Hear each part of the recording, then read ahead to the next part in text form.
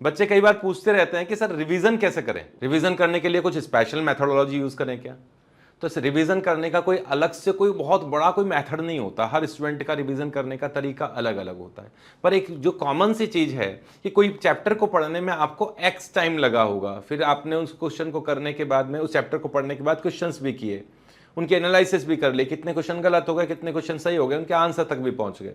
अब जब second time में आप उसको पढ़ोगे, टेस्ट की तैयारी कर रहे हो, मॉक टेस्ट की तैयारी कर रहे हो, तो आपने उसको x/2 टाइम में ही कवर कर लिया। फिर एक बार रिवीजन और करना पड़ा तो x/3 टाइम में कवर किया। तो जैसे जैसे आपके रिवीजन बढ़ते जाते हैं वैसे वैसे कम टाइम में आप उस चैप्टर को पढ़ लेते हो। स्टार्टिंग में तो थ्योरी भी पढ़ते हो, उनके एग्जाम्पल भी पढ़ते हो, कुछ देर बाद में केवल थ्योरी थ्योरी पढ़ते हो, उनके एग्जाम्पल आपके दिमाग में सब कुछ हो चुके होते हैं। इतने पेपर आपने दिए, मॉक टेस्ट दिए, उन्हीं क्वेश्चंस को पढ़ते पढ़ते वो सारा रिवीजन हम लोगों का होता रहता है। तो केवल 2-3 बार रिवीजन सफिशिएंट होता है। ऐसा नहीं कि हम लोग बार बार थ्योरी पढ़ते जाएं तो उससे कुछ नया सीखने को मिल जाएगा।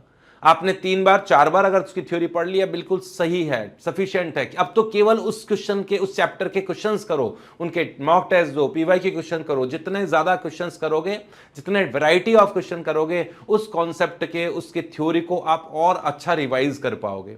तो रिवीजन का एक मेथड तो ये है। कई बार स्टूडेंट शॉर्ट नोट्स के लिए भी पूछते हैं कि सर शॉर्ट नोट्स बनाने चाहिए कि नहीं बनाने चाहिए।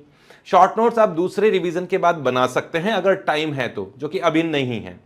और शॉर्ट नोट्स अगर किसी चैप्टर के बनाने हैं तो केवल उन्हीं चैप्टर्स के बनाने चाहिए जिसमें याद करने की चीजें बहुत सारी है, समझने का लॉजिकल जो है, उन चैप्टर्स के शॉर्ट नोट्स का कोई मतलब नहीं है।